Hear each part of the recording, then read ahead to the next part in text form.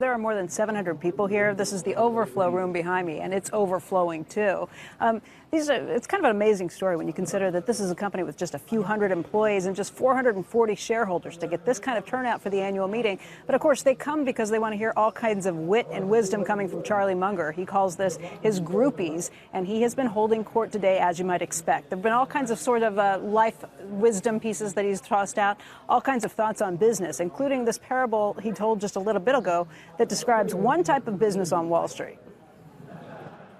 This man has this wonderful horse, and it's just a marvelous horse. It's got an easy gait and good looking and everything. It just works wonderfully, but also occasionally just gets so he's dangerous and vicious and causes enormous damage and trouble and breaks arms and legs for his rider and so on.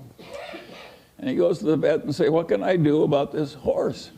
And the vet says, "That's a very easy problem, and I'm glad to help you." He says, "What should I do?" And the man says, "The next time your horse is behaving well, sell it."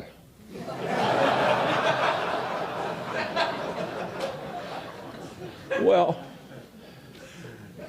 think of how immoral that is.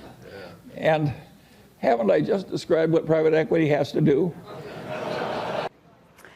Kelly, when it comes to what he's talking about in terms of life and how he thinks people here should be living their lives, he's told a couple interesting stories, too, that relate back to Mozart. He said that there was a young man who was about 23 years old who came to Mozart and said, "I want to write symphonies. Can you tell me how to write symphonies?" And Mozart said, "How old are you?" He said, 23. He said, "You can't. You're too young. You just can't do it yet." And the young man said to Mozart, "Well, wait a second. Didn't you start writing symphonies when you were just 10 years old?" And Mozart said, "Yes, I did, but I wasn't running around asking people how to do it."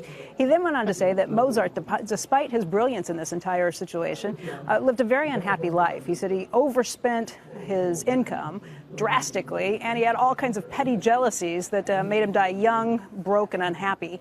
And Charlie said there are lessons that we can all learn from that. He said basically the truth of the matter is not everybody can do everything, and no matter how good you are, there will always be somebody else who comes along who can do something better than you can, and you better just learn to live with those things if you want to have a happy life. Now, he's continuing to hold court and take questions from people at this point. In fact, he just took a shot at Elon Musk. I'm not entirely sure what that was.